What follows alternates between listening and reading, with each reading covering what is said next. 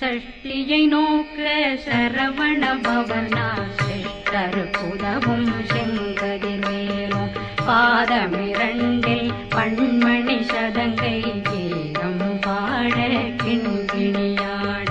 சஷ்டியை நோக்க சரவண பவனார் சிஷ்டருக்குதவும் செங்கதிர்வேலும் பாதமிரண்டில் பண்மணி சதங்கை கீதம் பாட கிண்கிணியாட மைய நடனம் செய்யும் மயில் வாகனார் கையில் வேளாளனை காக்கவே